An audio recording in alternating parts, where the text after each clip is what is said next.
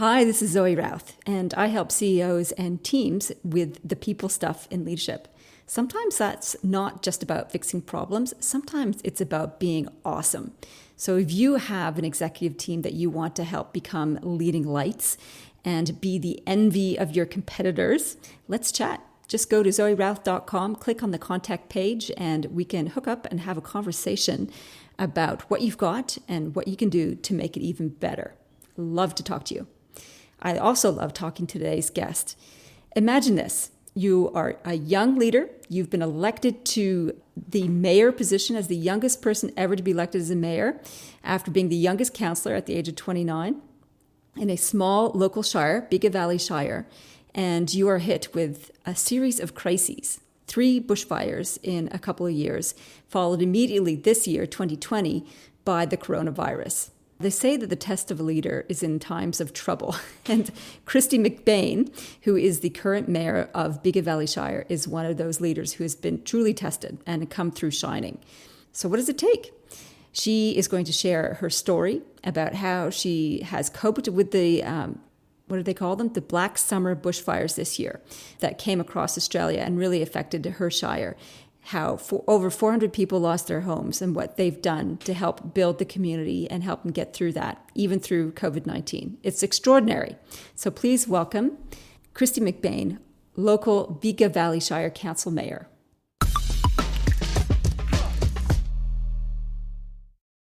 Kristy, so awesome to have you from your home office all the way from Bega Valley Shire. Welcome. Thank you very much for having me. I've been excited about interviewing you for some time, watching how you handled the bushfire crisis earlier this year. And the communication strategies you were relentless with was amazing. So first of all, congratulations on navigating that so well and coming through the other end of that. Thank you. Yeah, it was one of the things that we learned from a previous bushfire experience in 2018, Tarthrin District Fire, was that people want to hear from you regardless of what you have to say and regardless of how much information you have. They want to hear your voice and they want to know that you're with them, that you're supporting them, that you understand what they're going through. So that was definitely the driving factor behind the communication strategy for the last fire, which was the Black Summer Fire. Oh, is that what we're calling it? The Black Summer Fire? Yes, Black Summer Fire. It's been officially dubbed, which will make reference to it much easier for everybody because it obviously wasn't just in one location. It was pretty widespread. Yeah, it was. I mean, all of Australia was on fire. I remember looking at the maps daily going, oh, it's just swallowing up the entire country. And so down in the Bega Valley Shire, who was affected? How many people were affected down there? So we're a shire of about 6,500 square kilometres in total. We have a population of 35,000. Over 60% of our shire was impacted by the fires. There were 6 separate fires burning in our shire, literally to the north, the west and the south. And the only thing stopping it from the east was obviously the ocean. We had 465 homes destroyed, over 1,000 sheds and outbuildings destroyed, and another 130 homes damaged. So fairly widespread impact, and the impacts were felt in a lot of different parts of the shire, which makes it very difficult to manage recovery-wise because you're not concentrating on one location. You have to be in several locations and getting information to several different communities. And that's been compounded, of course, since the advent of the coronavirus crisis. So we just got through summer, got the fires out, and the communities got to rebuild, and then whammo, we've got hit with COVID-19. What has that meant for the community and the recovery effort down there? Yeah, it's been very difficult for us with COVID-19. Obviously, we've had to suspend all community outreach sessions. We've had to suspend, we were doing twice weekly community meetings in different towns and villages across the Shire. A lot of the outreach recovery has ceased. It's been very difficult because a number of businesses that weren't directly impacted by flames during the fire were impacted by the overall disaster because there was a tourist leave zone put on a large portion of the coast, and many of those business owners were looking forward to, Easter school holidays, and obviously with COVID-19, none of that has come to fruition. So bushfire affected regions have been dealt a serious secondary disaster with COVID-19 because we haven't had traffic here since January. So our businesses are now going months without people coming in. And it's a big tourist zone, so that's got to have massive repercussions on the businesses and livelihoods down there. How are people coping? Yeah, that's right. It's very difficult for us. Without the tourists coming in, a lot of our businesses directly rely on those tourists, and a lot of the business indirectly rely on additional people coming into the Shire. So it's been very difficult for a number of people, which has made it very hard to get into recovery for bushfire because people have had to now stay away and stay home. And a big part of recovery from any disaster is actually coming together. So it's been particularly hard for those that have been directly impacted by bushfire. Have you been able to do anything virtually? Because the infrastructure, I wonder if the infrastructure is actually working for that. A lot of our communities are still having trouble with telecommunications. Most people now have electricity back on. We have tried virtual community meetings and getting people to log into those. They're a bit hit and miss. Some people are well engaged and on board, but a lot of those people that have been directly impacted are also people that want one-on-one contact, and sometimes they're not prepared to be part of a virtual meeting, coming to their local town where they can go to their local hall and see neighbours and be surrounded by people they know. They're more likely to come in, or a neighbour actually drags them along to something that happens in their town. So we're trying a range of different things and still trying to speak to people one-on-one. But yeah, the recovery delivery method has changed. Oh, it must be really heartbreaking for so many people. You as the mayor and being at the center point of all this, the crisis management, the crisis recovery, that's a lot of stories to hold, and it's a lot of hands to metaphorically hold. How are you coping personally? Yeah, look, I have had some experience with the Tarthorn district fire in 2018. I about a year after that, I fell in a bit of a heap in terms of I got sick and I couldn't get myself better as quickly as I thought I should, and I hadn't realised how much I was taking on from what it was happening around me. So I think this time I was a lot better at, as soon as the initial crisis was over, so the second week of January, I did a critical incident debrief with a workplace psychologist. And I'd worked with her previously, and she said to me, "You're coping much better than I thought you would be." And I already had some coping mechanisms put in place for me after the last disaster. So I'm going okay. I guess the difficulty that I have at the moment is it's hard to be out talking to people in the Shire with COVID-19 and social distancing in place. And much of my work at the moment is taking place from home. And I think, as I said earlier, that makes it difficult for people on that recovery journey because they want to see you. And sometimes it's to tell you a story. Sometimes it's to tell you their frustration. In many cases, it's never about you finding an answer for them. It's about people being heard. And I think that's the difficulty in this recovery process because people aren't being heard the way they normally would be heard. That's right, which is face-to-face and listening. Yeah. So yeah, it's a different thing to sit on the other end of a Zoom line or a phone line to listen. Yeah, you can't comfort them in the normal, habituated way, arm around the shoulder and compassionate ear. So I want to zoom out and ask a big picture question first. You've been a leader through a couple of different crises now, and you're a young leader. How do you define leadership, and when did you discover you could do it? Having taken on this job, I've been to a number of local schools. And that question normally comes up from kids at schools, and I've had it, at a grade 6 leadership camp. One of the initial questions was, how can I be a leader? And my answer is always around leadership doesn't require a title. You don't need a title for somebody to tell you you're a leader. I think leadership in your own life comes first, and that's putting in place the goals or the resolutions to get you to where you want to be. it's something that my parents definitely instilled in me, was that no one's ever going to hand you anything on a silver platter, and you're going to have to work hard to get wherever you're going in life. But whatever you want to do is definitely achievable if you put in the hard work. So I guess leadership to me is definitely around taking control over your own life, discovering yourself, what it is that you're passionate about, and then putting in place the steps to actually get to that goal. And I think if you're successfully leading your own life, others sort of look around and you end up with a title most times. But leadership definitely doesn't come with a title to begin with.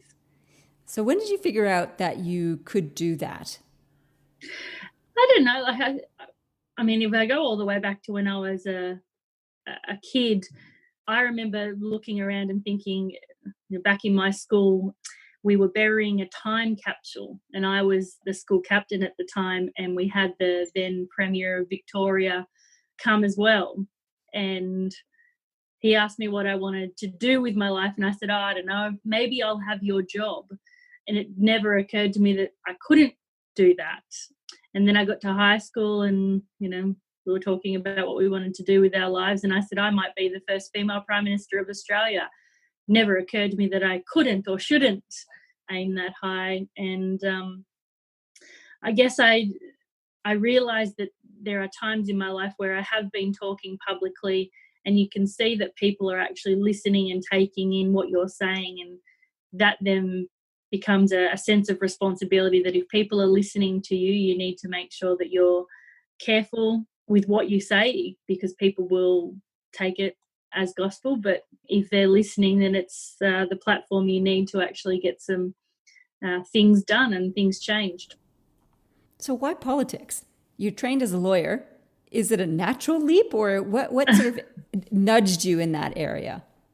So I did a double degree at university in journalism and law, and I'd always been interested in politics growing up, which is quite interesting. My brother and sister are not.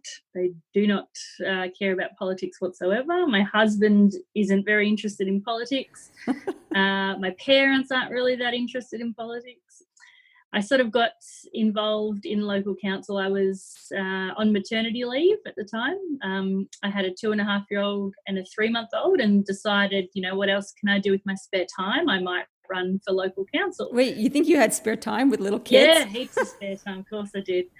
So I think there'd been a decision made about a sports ground or a playground, and the council at that point had 8 men and 1 woman on it, and they were all over the age of 55. And I just thought that's not representative of the community that we have around us. And instead of standing on the outside screaming, I thought I'd try to get on the inside so I could have my say. Cool. And so you got onto council and then eventually became mayor.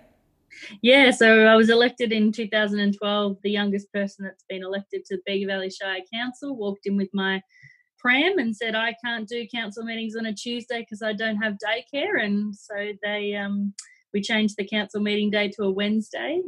In 2016, I was re-elected and elected as mayor, so the youngest person to be elected mayor in Bega Valley. Was it what you thought it would be? Or did you discover something new in becoming mayor? There is a big difference between being a councillor and being a mayor.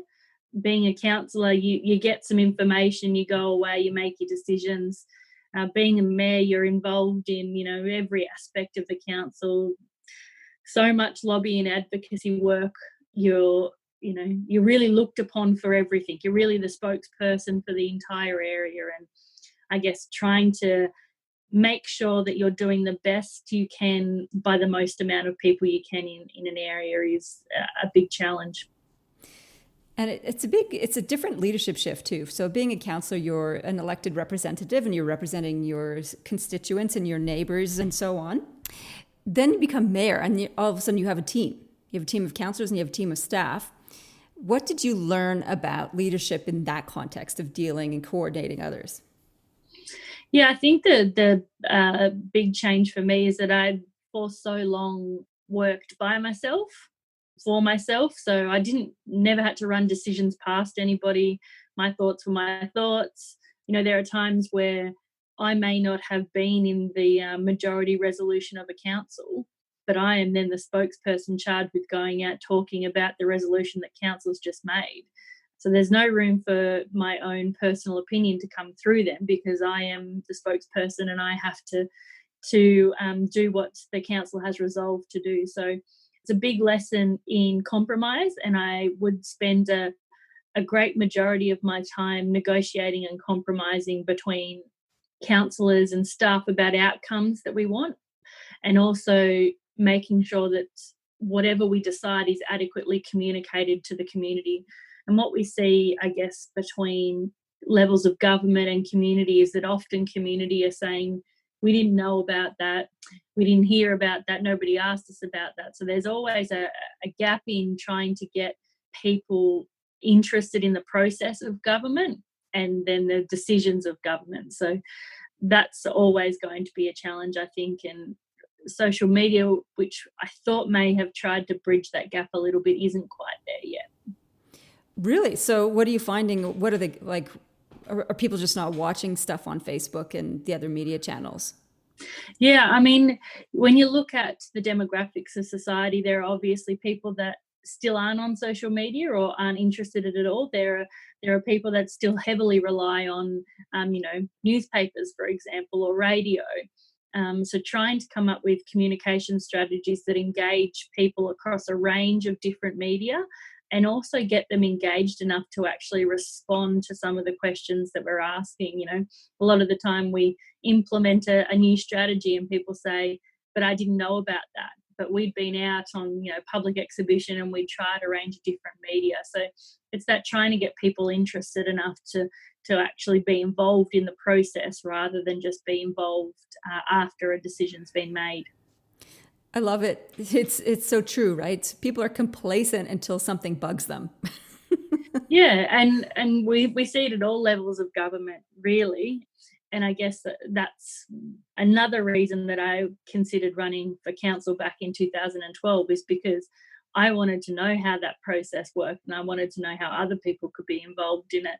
But it's not a simple or a quick fix for people. So that's still an evolving challenge.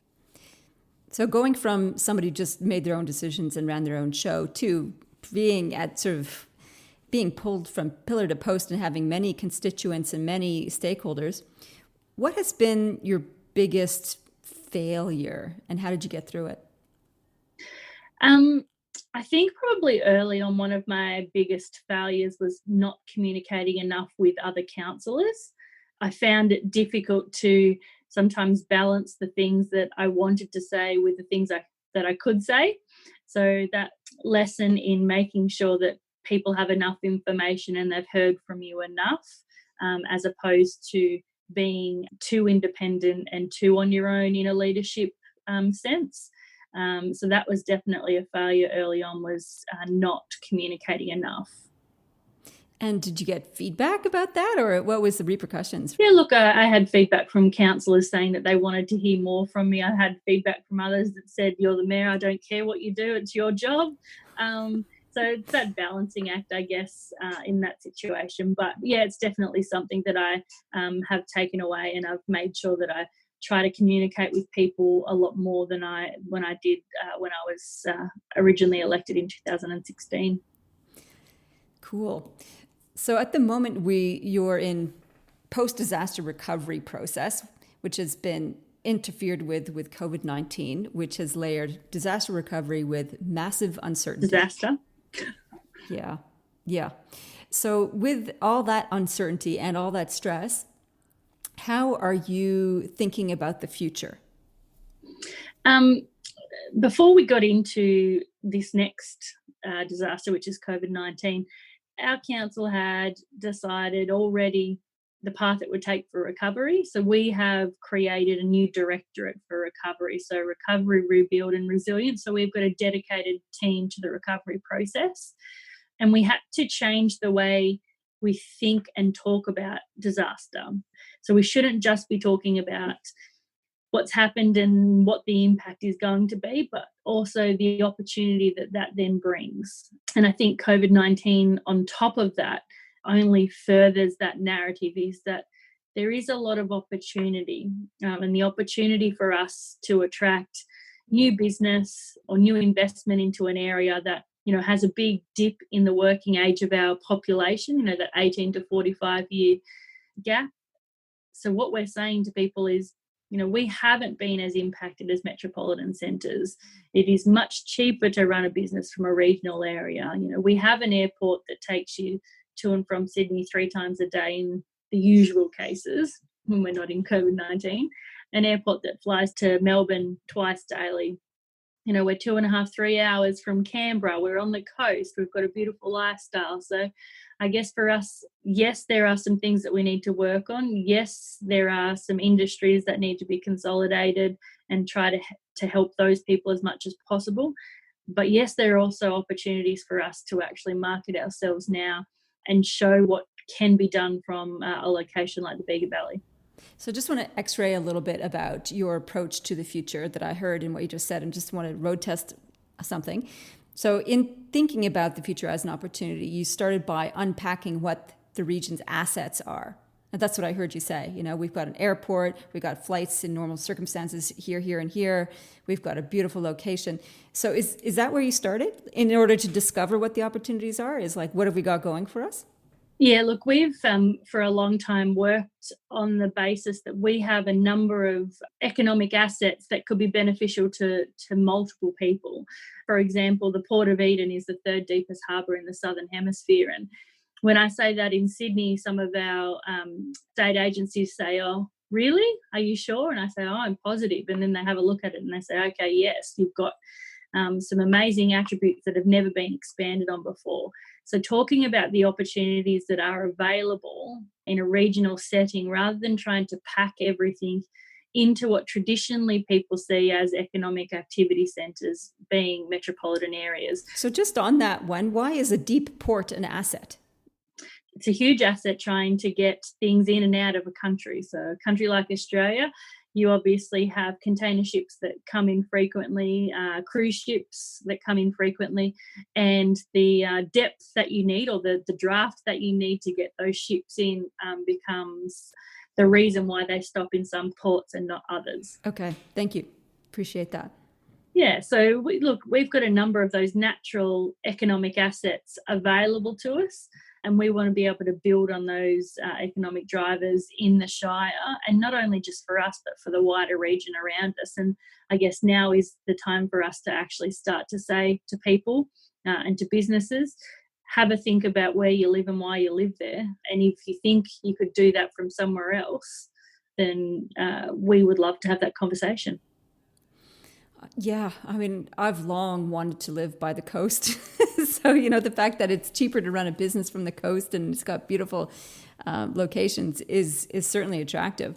So from your point of view, the future looks good, rocky, challenging? Look, the future's obviously challenging from here, going on the back of, 3 bushfires in 2 years. And that recovery process is going to be difficult.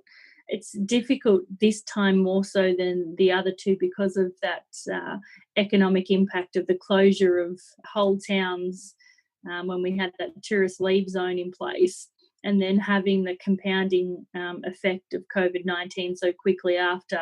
The Black Summer fires has obviously made it very difficult for a number of our CBD businesses.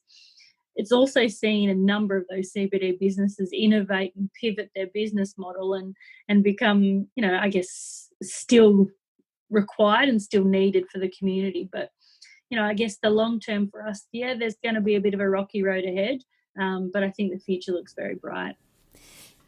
It's interesting, like all these disasters are change that's imposed upon a region or a business or an organization. And when we talk about leadership, one of the challenges in leadership is leading change. And leading imposed change is the hardest one because people often resist it or feel helpless and struggle with it.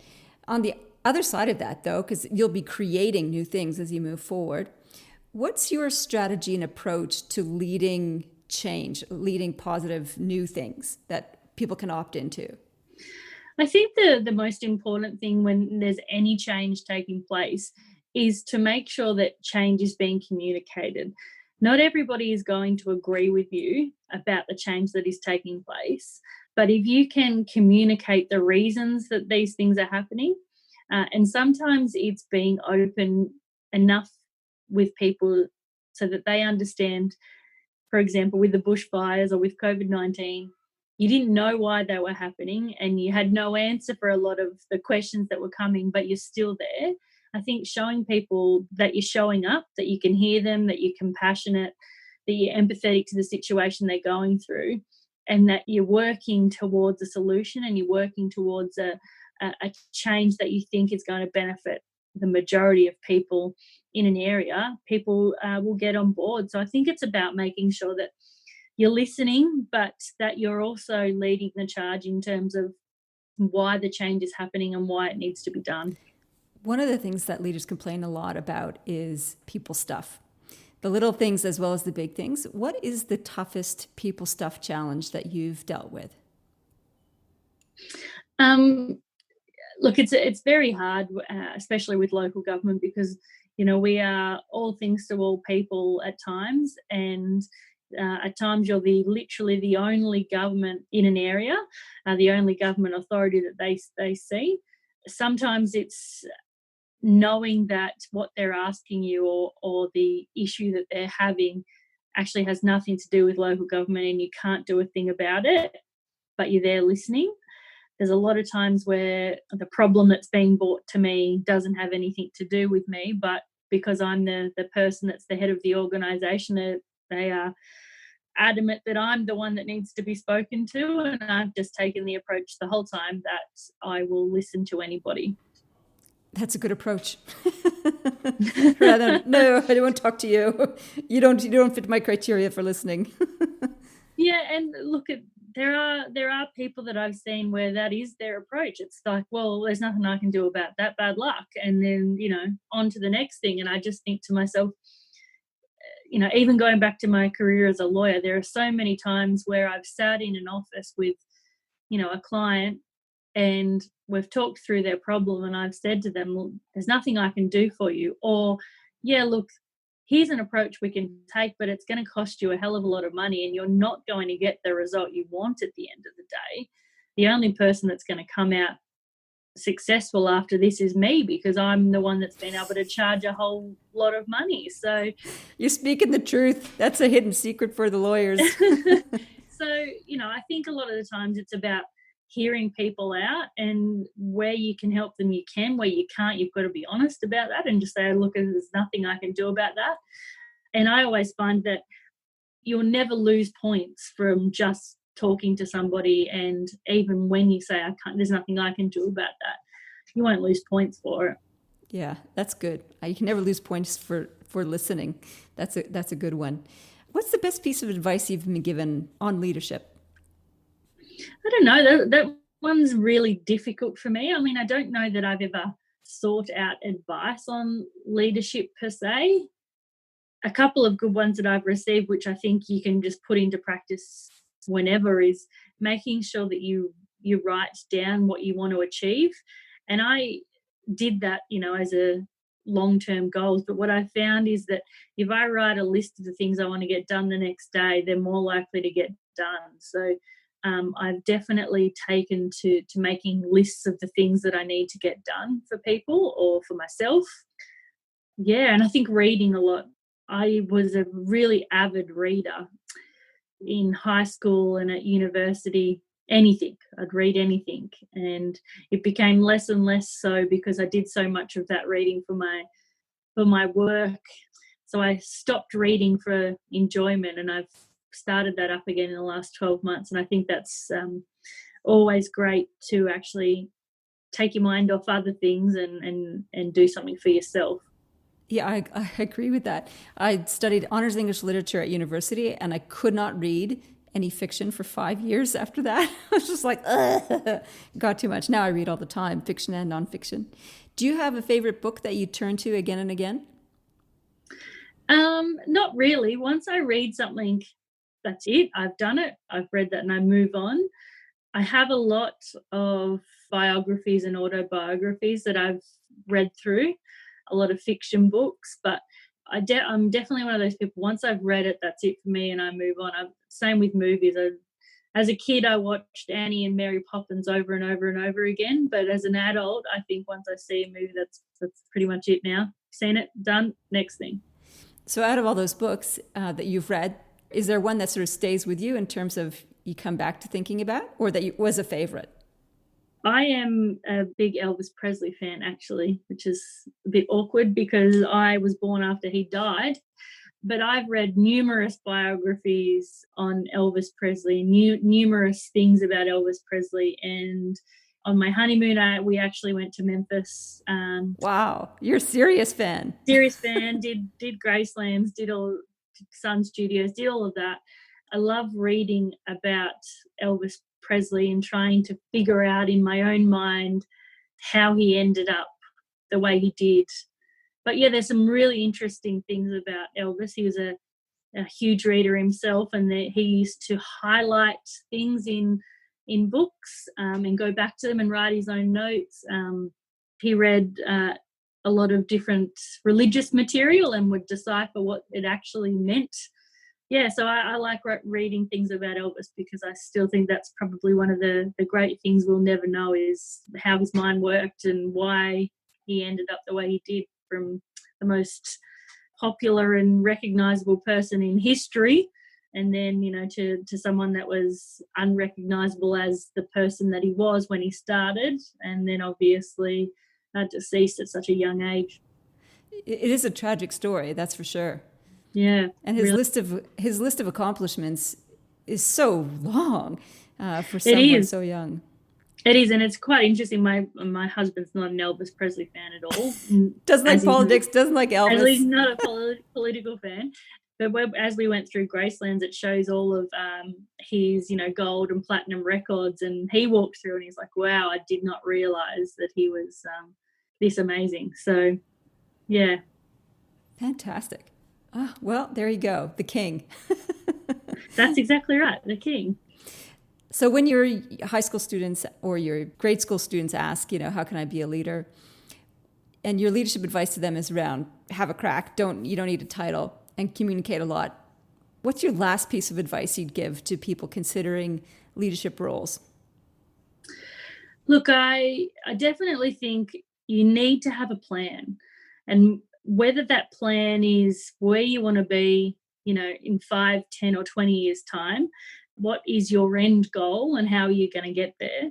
And there will be numerous times where you have to reassess that goal or change your plan, or, you get to the end of 5 years and you got another 5-year plan to make. So it's constantly about reassessing where you want to be in life. And it's not something that I thought that I did, but when I look back at all of the things that I've done so far, there's always been I'm going to do this in this time frame. So for me, even though I thought that I never did it, I clearly did. And it's something that I do now is think to myself, where am I going to be in 5 years, or what's the end goal for me, and how am I going to get there? So what is your next end goal? I'd really like to continue in politics. And whether that for me is, taking a step to state or federal politics, make that decision and then work really hard on it. Because I think that as much as we like to denigrate the democratic institutions that we have, they are the places where decisions are made, where the direction of the state or the country is decided.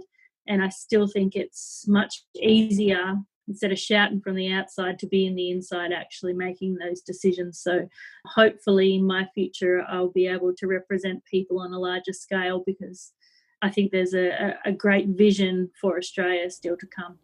That's beautiful. I love it. It's a great last piece of advice. Great to hear some insight into your future. You've obviously had a brilliant career so far and doing wonderful things for your community, being such a great model for leadership more broadly. So thank you so much for coming on the show. I've really, really enjoyed our conversation and really enjoyed your stories.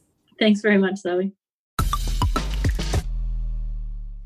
That was a really fun interview. And some of the reflections I'm taking away from this are how to spot opportunities in travesty. And I love what Kristy did with her team in terms of listing the assets of her community.